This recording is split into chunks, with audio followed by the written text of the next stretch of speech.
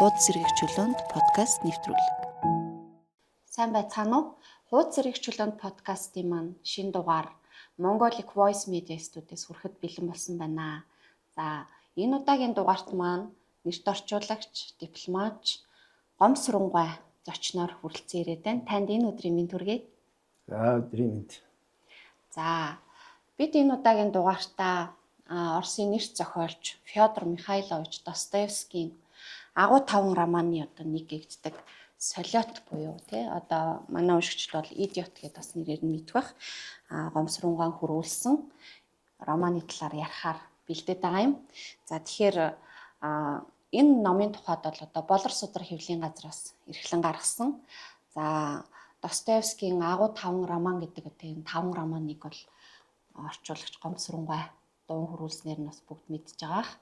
За тэгээд юуны учир энэ номыг онцлог гэвэл магадгүй Достоевскийтэй манай Монгол уншигчид нэлээд сайн танилжчихсан гим зэм юм уу одоо Карамазовын хүүгүүд гэх мэт романуудтай харьцуулбал бас харьцангуй бага уншигдсан байж болох.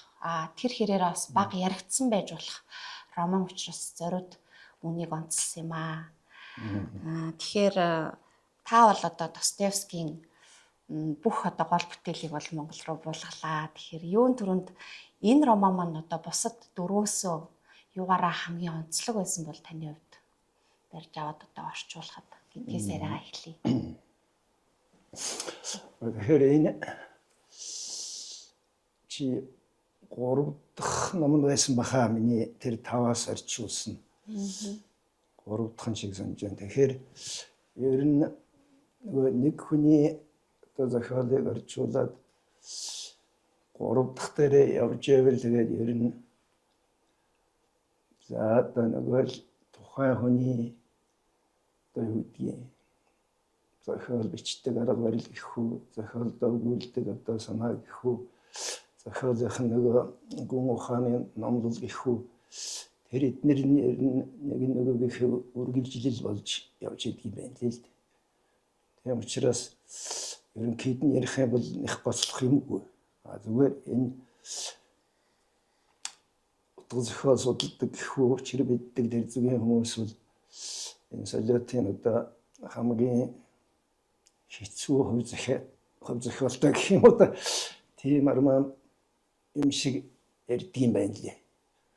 Тэгээд орчуулагчид бол одоо тэр мэт нь хамаагүй юм байна. Нөгөөхдөө зэрэг хэрвээ тэр бүх бүтээлээс нэг 5 арман байна. Манай хүний ч одоо 9-10 армантай гэдэг илүү эсвэл 8-9 гэдэг илүү гэдэг шүү дээ. Энэ 5-ын тэгж онцлоод байдгийг бодохоор энэ тэр нэг хэмжүүрт дүйдэг хэрэг баг. Зүгээр одоо хаачлын нэг харснаар бол энэ зохиол Достоевский тухай үед өөрөө одоо жоохон голж ирсэн маягийн гэсэн нэг санаа энэ тэнд байдгийг юу гэхээр сансандаа хүрээгүй байж магадгүй болтойдаг да.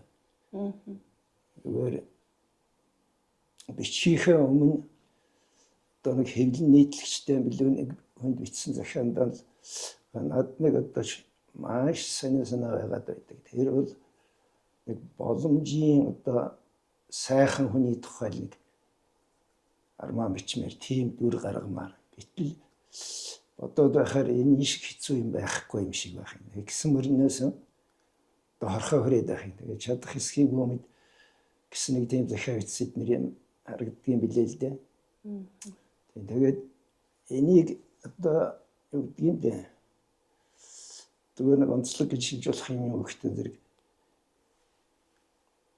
тэр сайн хүн гэдгийг одоо нэг Князь Мишкин гэдэг хүний дүр гаргасан байгаа.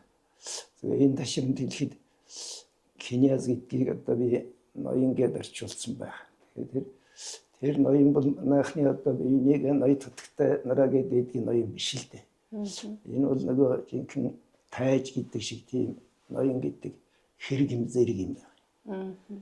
Тэгээд тэр хүнээр л одоо жинхэнэ сайхан хүн гэдэг дүрийг гаргах гэсэн гэтэл тэр нь одоо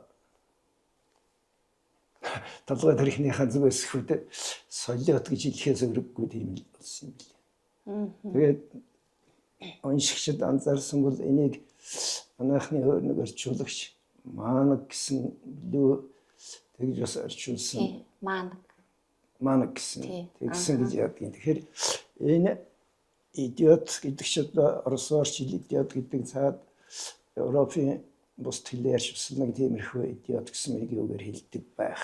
Тэгэхээр идиот гэдэг бол манай тэнийг юм мангуу гэдэгтээ дүүрэхгүй л дээ. Юу гэхээр би бол тэгж үздэг. Тэнийг юм мангуу гэдэг бол өгөгдсөн зүйл юм гэж. Энэ тархитлагын нэгэн хэвийн байдал. Тухайн булгууд тухайн дутуу. Солиот гэдэг бол нэг янзандаа одоо булгуу галзуу юм шиг нөгөө талдаа одоо маш их мэрэгэн ухааныг гаргаж чадах тийм тархитлагын хачин бүтцтэй одоо мөнгө гэх юм уу. Тийм. Нөгөө илва том философч шиг тийм ээ. Тийм. Тэгэхээр тэр чинь манаг юм мангуу тэнийг дөнгөө чинь тийм байхгүй ш. Түкийг л явж ш. Эмчтэн чи усуд л хэлэх хаалт. Би бол манаг гэдгийг тэгэл өгдсөн зүйл. Тийм. Тэрнээс одоо гоц ухаан гарна гэдэг юм. Маш их тэнийг авиргүй зан гарч магадгүй. Тэр одоо их гоц юм гэвэл манагийн үр дагавар бол тэр. Тийм ээ. Хүмүүс шүрээ талж иднэр. Түүнээс биш нар сарны явдлын тухай ч юм уу нийгмийн одоо хөгжил ядуугийн зөрчил ч юм уу тийм ээ соёл иргэн шин тэр тухайд бол байхгүй л гэж би тэгж үзэж байгаа. Тийм учраас солиот гэсэн. Тийм тэгэхээр жишээлбэл одоо нэг нөхөр гудамжинд нараа тэгсэн л дээ. Та дорс хэл мэддэг юм гэж. Гэмт хэрэг ялцаад гэж яхад юу гэмзэм гэдэг. Тэгэхээр би бол юу гэж байгаа хэрэгтэй юм бэ? Энэ бол хууль зүйн нэр томьёоны одоо бичиг биш ээ. Уран зохиолын нэрээ. Тэгэхээр уран зохиолоор Монгол бол гэмзэм хоёрын тухай энэ номонд яригдж байгаа зүйл. Хууль зүйн далин дээр бол преступлен гэдгийг гэмт хэрэг гэж одоо бичиж байгаа л да. Тийм ээ. Энэ бол утга зохиол, уран зохиол гэх мэтээр энэ нэр томьёоноос. Тийм учраас тэр нэг сайхан хүн гэдгийг одоо би бол заавал солиотой байх хэрэгтэй гэж бодохгүй л дээ. Гэхдээ л энэ хүн нэг тийм хүн гаргаж явж байгаа сүлдээ одоо нөгөө хүний сайхан чанарыг анхаараа ерөөсөн маш сайхан чанартай хүн байдгүй гэх гэсэн юм уу гэх гэсэн. Тэгээд энэ хүнийг тийм солиотой янз бүрийн сэтгэдгээр болоод гэхдээ тэр хүний хамгийн одоо гол чанар нь бол үнэнхүү хүнлэг. За тэгээ хүнлэгийн цаана тэр хүнлэгийг илэрхийлэх шударгуу арга гэж нэг юм байна. Тэгээ шудраг хүнлэг тийм л хүнийг гаргасан юм билээ л дээ. Солиот гэдэг чинь нийгэмдээ үл ойлгогдох ёс суртахуун мараал хүн чанар юу гэдгийг бүх юмараа үл ойлгогдож байгаа учраас олонх нь түүнийг солиотой хүн ч юм уу солиот гэж хараад ёстой нэг үгээр сая ярьжсэн шиг сонжоод хэлээд байгаа л хэрэг юм биш үү дээ. Явж зохиолын төгсгөлд Мишкин ноён маань одоо ямар сайн сайхан хүн блэ. Гэтэл тэр нийгмийн бузар булаа муу муухай амиг тэр мэдрэл нь бараг эцэстээ нөгөө төвчгүүн тулд жинкнээсээ бүр солиот болчихж байгаа юм биш үү? Энэ бол мангуу болж байгаа. Тийм. Одоо чинь данзан харавж байгааг ч гэсэн одоо тэгдэг үсттэй. Өөрөө ч бичсэн байдаг штэ. Яаж явхад галзуу солиотой гэж хэлэгдэнэ. Магадгүй одоо эрүүл саруул ухаантай илүү оюунлаг өндөр түвшинд байснараа бараг ингэж цоллогдож ин гэдэг ч юм уу те. Есүс Христийг ч гэсэн яг үндэ шавнарнаа аваач чадал одоо ингэж яачдаг шүү дээ. Ойлгодгүй үстэй те.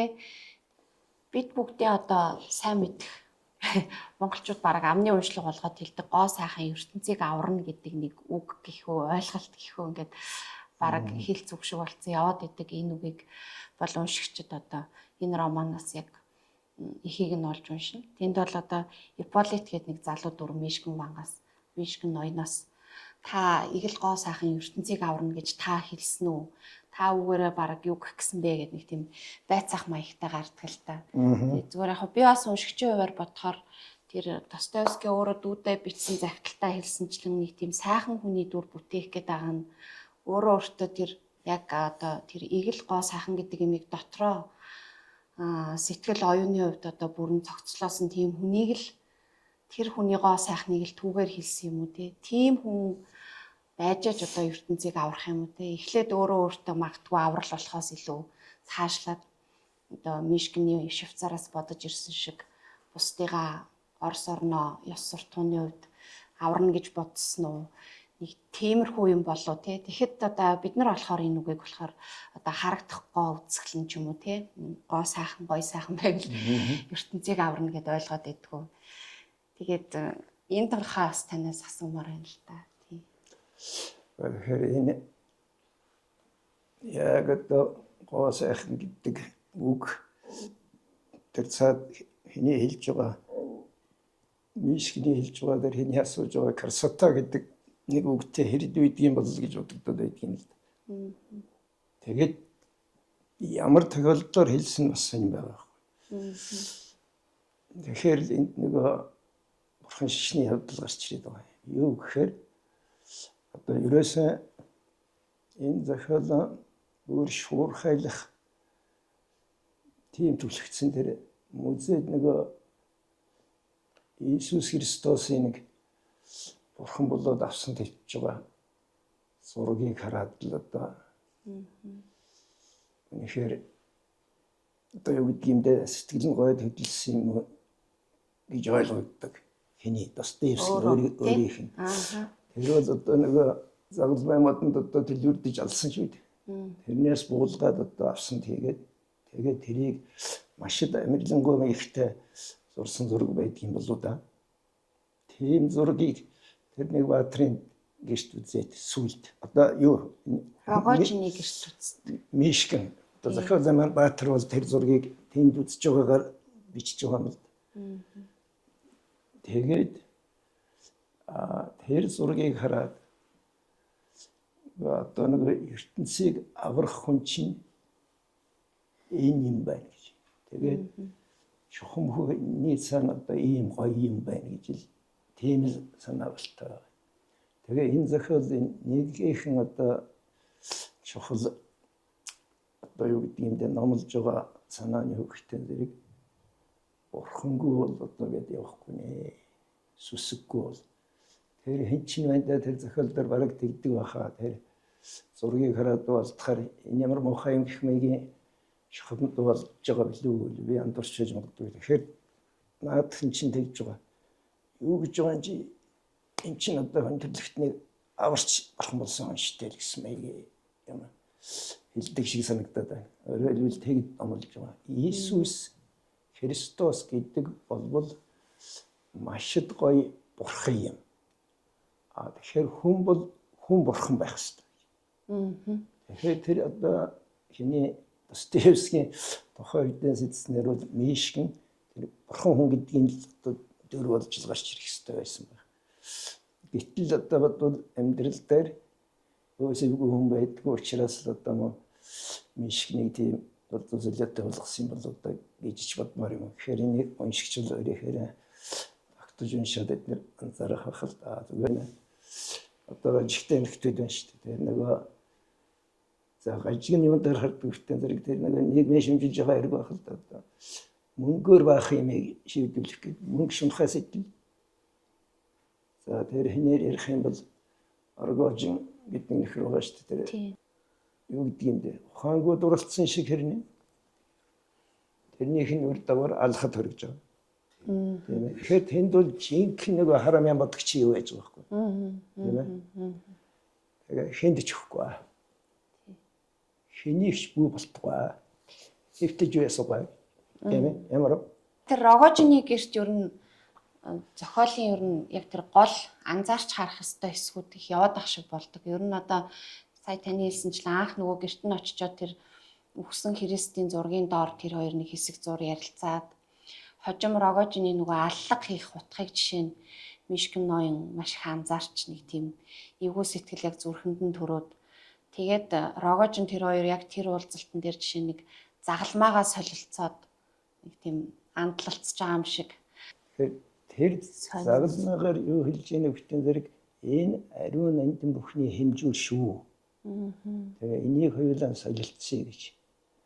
Тэгээд одоо жишээлбэл хэн мишгэн бол би чиний хийг авснараа чиний бүх муу юмыг би авч байгаа шүү. Чи миний энийг авснараа миний бүх сайныг авч байгаа шүү гэсэн бэлэгдэл байж болно л да тийм ээ. Өнөөс одоо зүгээр юм тийм дээ.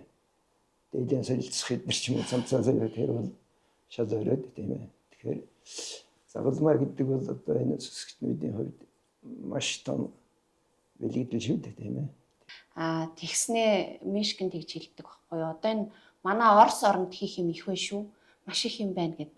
Ер нь бол нөгөө Швейцараас ирээд удаагүй айгүй хурам зоригтой нөгөө сайн хүн чинь те нийгмийн одоо сайн сайхан болгохын төлөө нэг тийм ирмэлцэлтэй байгаа нь тэндээс ингээд харагдаад байдаг. Тэгэхээр тухайн үеийнхээ бас одоо Орос орны нийгмийн байдал те улс орны байдлыг ч гэсэн одоо зохиолч мэдээж тэндээс л ямар ч зохиол бүтээл одоо ингээд ургаж байгаа шүү дээ тий.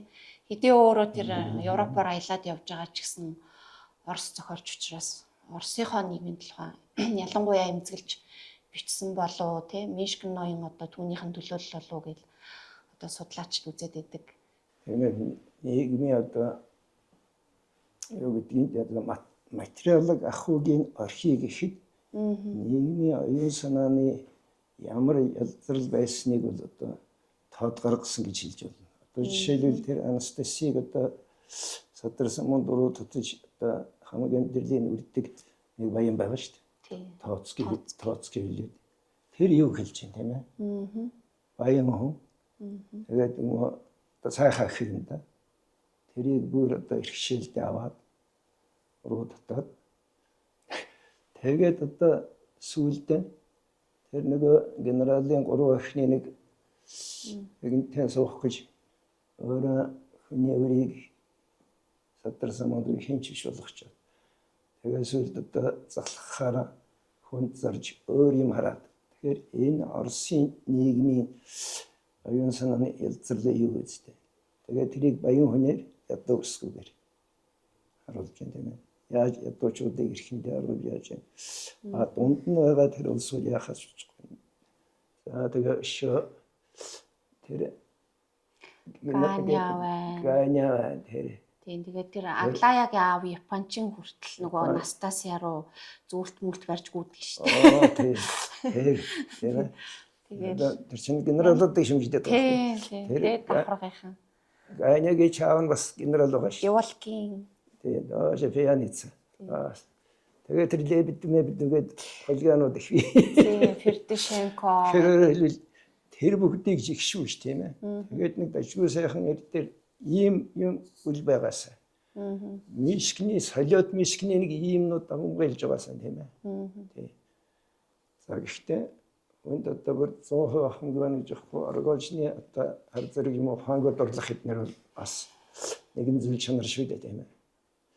Эцсийн бүлэгт нь мөнхгаараа шийдэж байгаа ч гэсэн тэр хүнд бол үнэхээр одоо хангууд орлож тэгээд нэг одоо мөнх сан гэднэр гэж байгаа шинэ. Тэр нь бол одоо галзуурын шингэх шүү дээ. Гэхдээ үнэхээр л одоо тэр хангууд орлох тийм нэгэн чанар гэх юм ариун шин байсан л. Тийм сэтгэл зүрх байсан л байна тийм ээ.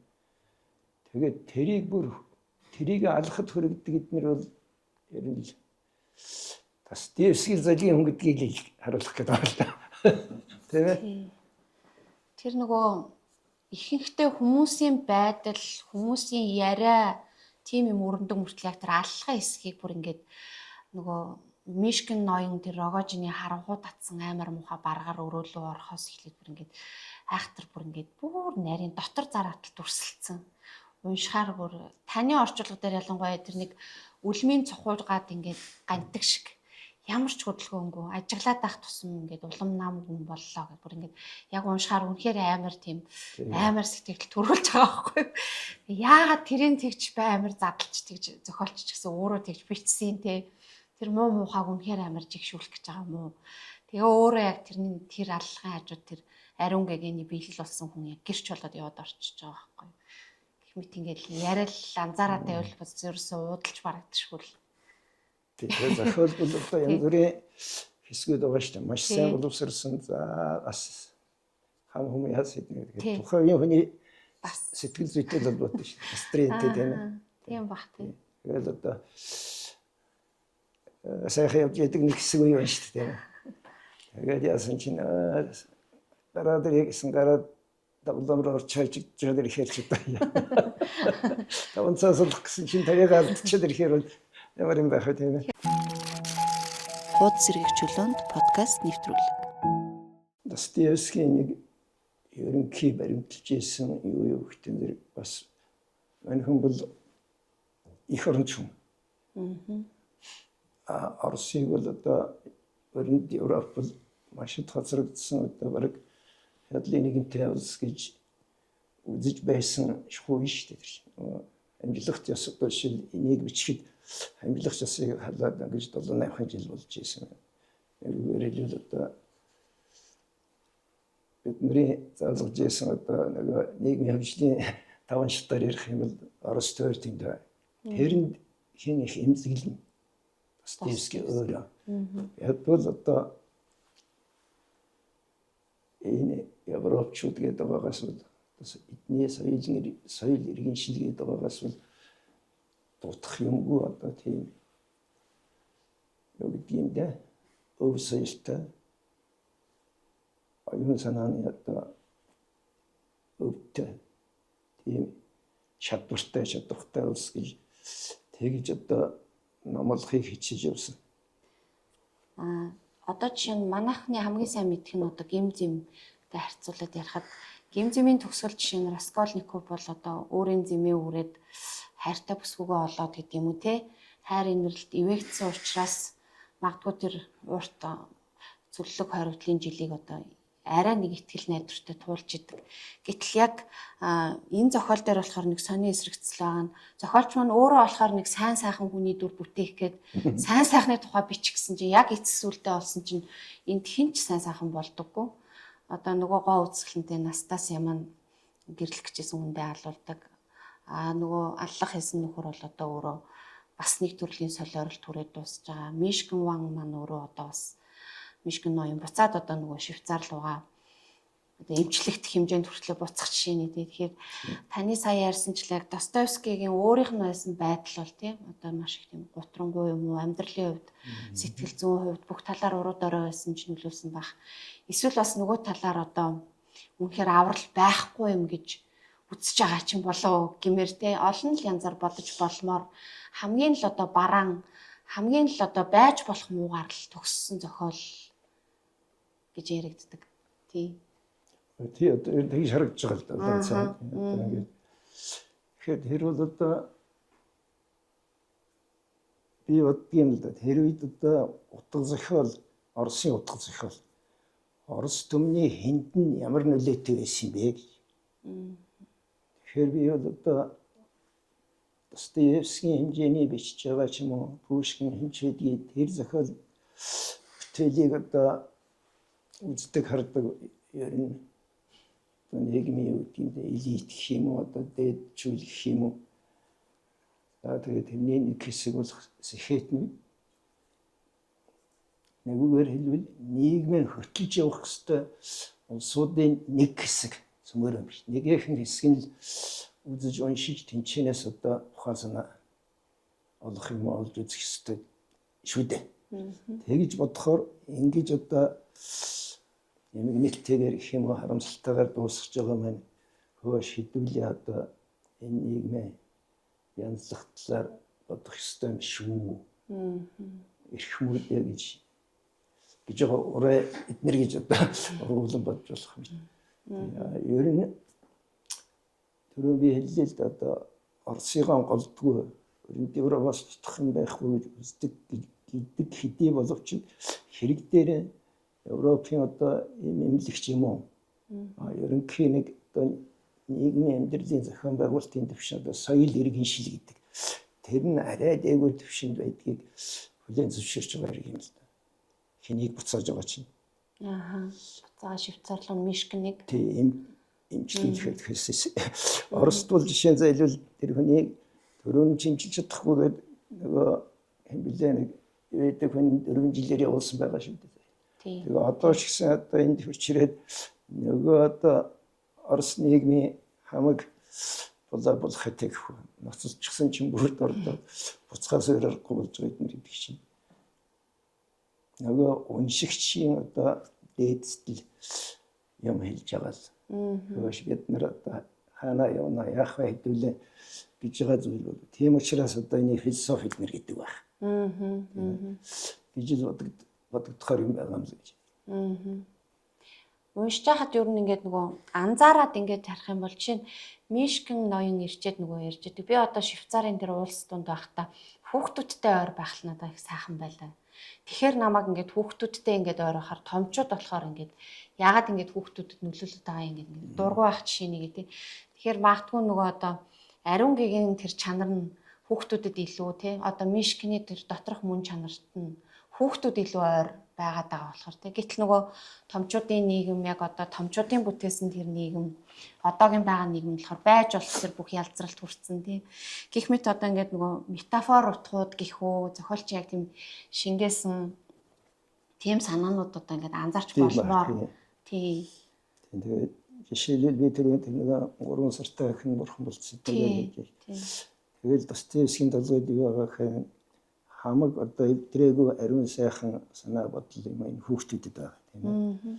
Тэгэхээр Мишкины хүүхдүүд рүү татагдаад байна гэдэг чинь Мишкин заяаны нэг юу байна л да. Ариун гэгээ юм руу тэмүүлж идэг тийм ээ. Тэрийг харуулгач гэдэг юм одоо энэ ч бас нэг зүйлийн номлол шүү дээ тийм ээ. Одоо бид нар чи юу ярьдаг лээ да. Хүүхэд нөхөө хоёр сайн байгаа хүн чинь одоо жив хүн байдаг гэж ярьдаг. Манай монголчууд тийм ээ. Тэгэхээр тэр нохой хүүхэд эдгээр чинь үнэхээр ариун байхгүй тийм ээ. Тэгэхээр тэгж холбож өгчээсэн юм болов уу гэж бодмоор л да тийм ээ. Энэ одоо нөгөө одоо Достоевскийн тухай ярихаас илүүтэй таныг одоо нөгөө орчуулагч гэдгээр нь за одоо чинь тухайлаад Достоевский орчуулсан гэдгээр нь ярилцлагуудад айгүй их ярьсан байдаг болохоор би энэ удаас зориуд нөгөө ном руугаа илүү орж ярихыг хичээлээ л дээ. Гэхдээ таны одоо орчуулгуудыг уншихаар бас ялтчгүй одоо энэ гомсрон гэдэг эрхмийн орчуулга шүү гэж танигдах одоо зүйлс бас байдгаа. Тэр нь одоо юу гэдгийг бидний заримийнх нь одоо хэрэглээ болцсон үгс байдаг ч юм уу те. Хэрэглэн төдийл байхгүй одоо гудаа, мигнэх, линси гэдэг ч юм уу те. Тэгэхээр бас тэр орчуулгынхаа юугаар дамжуулаад та бас монгол хэлнийхаа тэр үгийн санг баялаг тэр сайхан юуг нь хадгалж дамжуулах гэдэг юм уу, сануулах гэдэг юм уу. Тэрэн дээр бас нэлээд анхаардаг шиг санагддаг. Тэгээ энэ тухай бас ярилцах нь зүг байх гэж бодож байна. Тэгэхээр юу би бол тийм юм боддог юм л дээ. Жишээлх юм бол одоо ингээд тухайн нэг үгэнд дүүхээр 3 үг бай гэж санагддаг тийм ээ Монголын.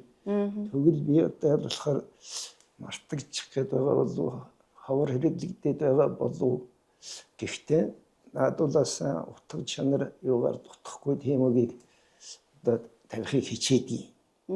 Тэрний сан тийм нэг санаад байгаа юм л да. Монгол хэлний үгсийн сангийн одоо баялагийг ашиглаад тэгээд хэрэглээнд нь байлгах гэсэн нэг юм санаа барилга. Зарим хүн гэдэг нь намайг үг зохиож байгаа юм шиг ийм бол байхгүй л. Тэгэхээр одоо үүсгэл үгнүүд бол байж болно л да. Тэр бол жич хэрэг. Тэгээ хамгийн гол нь үгнээс гадна одоо энэ уншуурыг авч явах юм чинь нэг найрлага юм уу найруулга гэдэг зүйл байгаа биз дээ. Тэр л дээ. Тэр найруулга чинь одоо манай ялангуяа нэг утга зохиолын хэл ярианы хэл одоо ямар чиг байдаг гэдгийг тэгэхээр энэ одоо манай шинэ үеийн утга зохиолын хэл бол одоо өнгөрсөн зууны 30-40 оноос манай зохиолчид зохиолонд хөрвиж хэлснээр тийм утга зохиолын хэл бүрэлдэн тогтсон шүү дээ. Тэнд миний нэг одоо дотроо тааж тийм болов гэж боддог юм гэдэг. Тэнд бол жинхэнэ одоо үг хэллэгийг ардын ёсоор хэрэглэж нөгөө одоо гэдэг Монгол бичиг гэдэг нэг бичиг бий л дээ. Тэрний өөрийнх нь дагуулж явдаг нэг найруулга аялга байна. Тэрнээс үүдэлтэй тэгээ шинэ үсэг Кирилл үсгэрөө шилжсэн нэг тэр одоо юу мэддэхгүйгээр одоо гэдгийг даван дотор яваа юм шиг биш. Одоо зөвхөн Монгол бичигч нь одоо судар нам шиг уянгал дуудаж байгаа юм шиг одоо тэгж уншигдахаар одоо бичиг шүү дээ, бичгийн өрөөнд тийм ээ. Тэгээд тэрийг энэ одоо шинэ цагийн Монгол утга зохиолын юунд яасан байхаа, тийм хэлийг бий болгосон байх.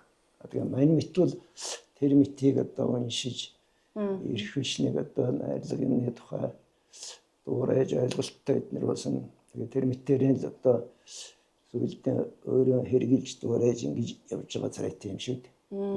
Тэгэхээр ер нь бол яг одоо нөгөө хэл найруулгатайгаа уяад асуухад ер нь Достоевскийн хэл ямар онцлогтой вэ? Орчуулахад одоо яг хамгийн их мэдрэгдэж анзаарагддаг, анхаарах ёстой байдаг тэр зүйл нь юу байдаг юм бэл?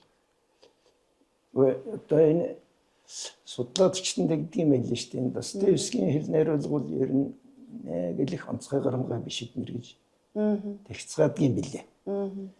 За би бол одоо тэр талаас нь судлаач биш учраас юу хэлэх вэ? Зүгээр надад анзаарэгддэг юм өгөхтэй зэрэг мань хүний нэг цаг тавьчигдаж яаран битсэн л одоо мэддэгдээд байдаг. Тий. Өөр амтшгүй жишээлбэл одоо мань хүн бол илээ урт өгүүлбэрээр бичнэ. Тэгээ нэг хагас нөр өгүүлбэр байх юм гэхэд тэнд одоо жишээ нь гинт гэдэг үг 5-6 ч байж магадгүй. Гинт тусаад гинт хараагаад эднэр гэж юм. Тэгэхээр тэр бол нөгөө яарч бичнэ гэдгийн цаана бол нөгөө мань хүн чинь дандаа өрн дөрөг жид гэж байгаа шүү дээ. Тэгээд нөгөө хөвлийн газартаа гэрээ хийчихэл тэгээд одоо цуулж өгч нөгөө юугаар гаргалдаг. Тэгээд тиймэрхүү яарсан юм байдаг. За нөгөө тэгвэр тэр нэг урт өгүүлбэрүүд нь бол одоо Достоевскийн найруулгын онцлог гэж хэлж болох байх. Ямар сандаа би бол одоо манай одоо монгол хэлээр бол одоо баргийн урт өгүүлбэрийг тэрчгээр нь уртаар таслахгүйгээр орчуулж болно гэж үзэж тэгж орчуулах гэж оролддог юм л да би. Тэгээ юун дээр л тий. Арсений амьдрал гэж Иван Бунны нөгөө Нобелийн шагнал авсан роман тэнд бас одоо тиймэрхүү юу арга барилтай бичигдсэн юм байна. Тэрийг баяр орчуулсан. Тэгсэн чинь мань нөгөө урт өгүүлбэрээ дэшин 3-4 болгоод тэгэхээр хамаагүй уншихад амар болж байгаа л. Тэгсэн байд. Тэгэхээр уншигчаа бодвол тэр нь одоо зүйтэй байна. Би бол зүгээр нөгөө цаад юутай монгол хэлээ ямар шилнээс айлцахгүй гэж үздэг юм л дээ. Тэгээд тийм орчуулга найруулга бол үндэ хэцүү. 3-4 тасалчих юм бол мархаа яачин шүү дээ. Тийм ба. Гэхдээ одоо их зохиолдоо зарагдах хэрэгтэй гэж үзээд тэгээд одоо миний нэг тийм өөрийн арга барил болцсон юм. Тэгж үзэж байгаа өөрөөс урваад яах вэ гэж одоо тиймэрхүү юм байна. Тэгээд Достоевскийг бол би бол тэр талаас нь нөгөө төл юу гэдэг үхтэн зэрэг одоо чинь 200 гаруй жилийн өмнөх юм шүү дээ. Тэгээд одооны одоо Орос юунаас бол яг их одоо ингэж хэлж ийсэн байхтай ингэж ийсэн байх гэдэг их тун ховор байдаг.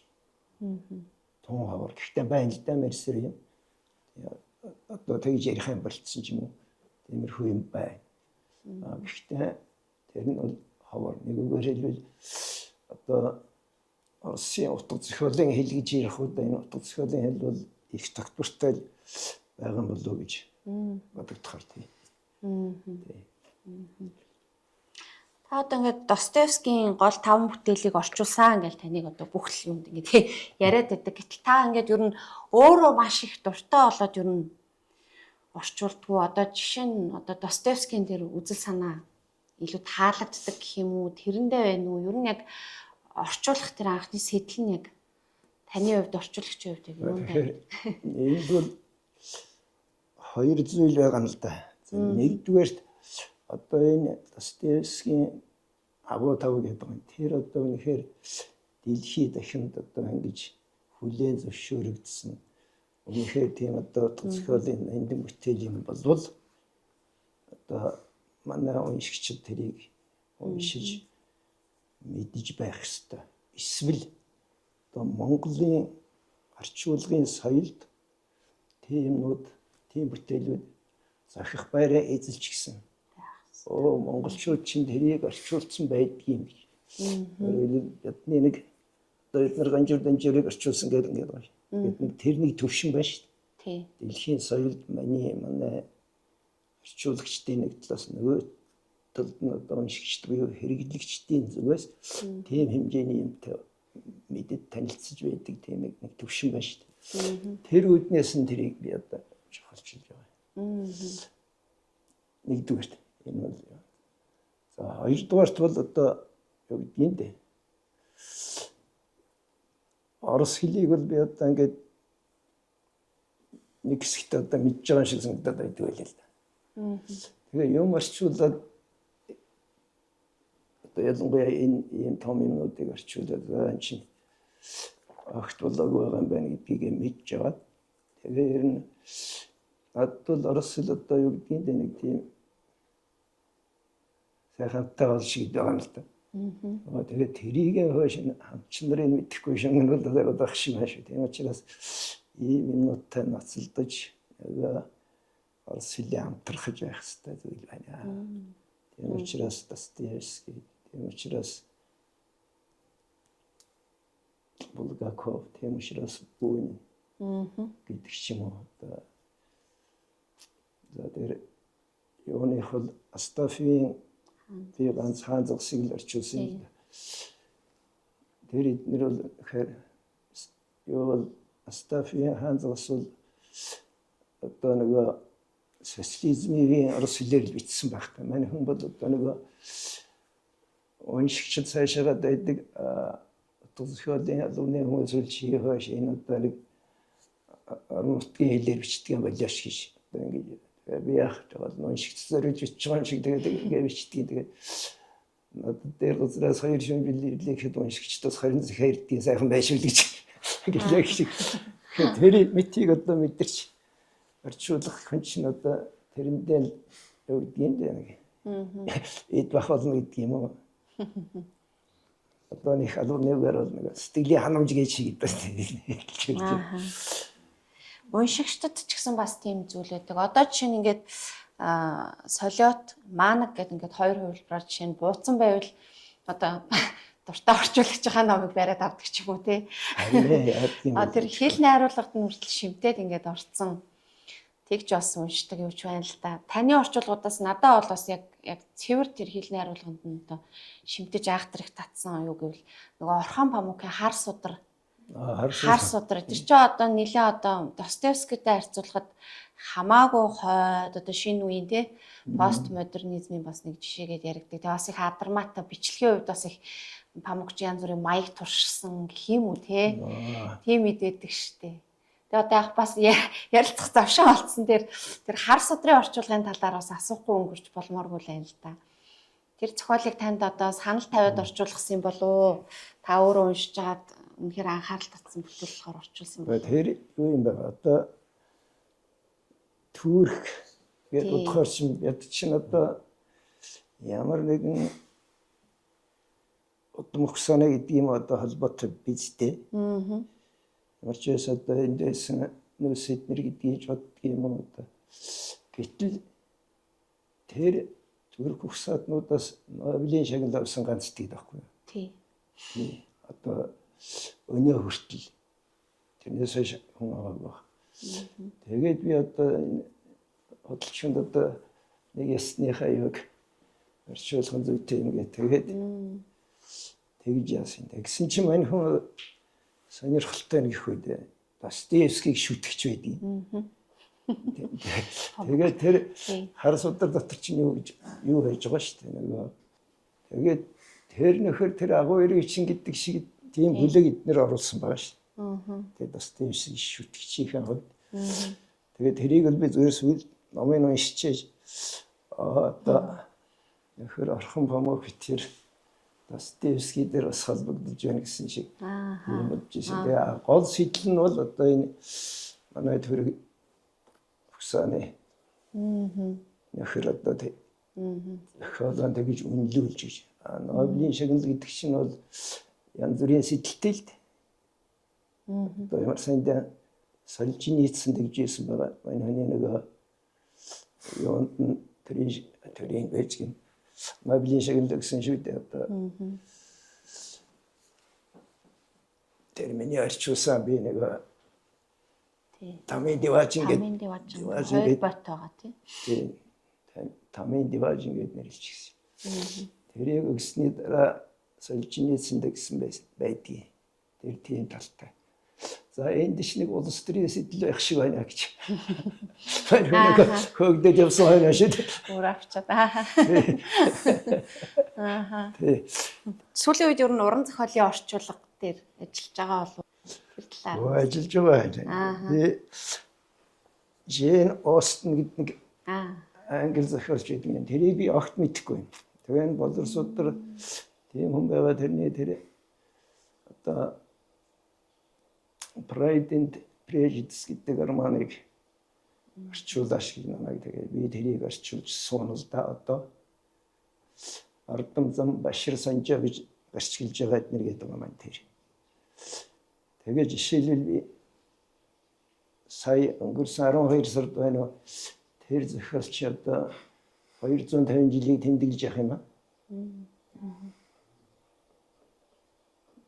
Одоо англ ямар хэмжээнд тэмдэглэдгийг мэдэхгүй. BBC-гийн мэдээг харлаа. BBC-гийн орос хэлний он дээр бол тэр Jane Austen-ыг мэддэг судалдаг болтой нэг орос хүүхэн эднэр бол жигтэйхэн мундаг юм ярьж байна. Өөрөөр хэлбэл би өөртөө тийм нэг бүсгүй одоо нээж байна да. 250 хүрсэн бүсгүй. Ястаа жинхэнэ одоо тэр англи жинхэнэ одоо эр хүн гэдгийг чи яриа ястаа тэнд бичсэн байх хэвээр тоо гэдэг юм. Психологический сэтгэл зүйн роман юм байна л да. Асал агасны шиг эр хүний эмэгтэй хүний одоо тэм янзын гихэн юу ах вэ одоо элдв зам арин шиг шаггүй гаргасан байх үзэлгч. Тэгээд өнөөдөр уншигддаг болтой. Юу л одоо ингээд хийж явахдаа тэрийн шиг зөвлөг байна манай нөгөө тэрийн шиг гэдэг гэж.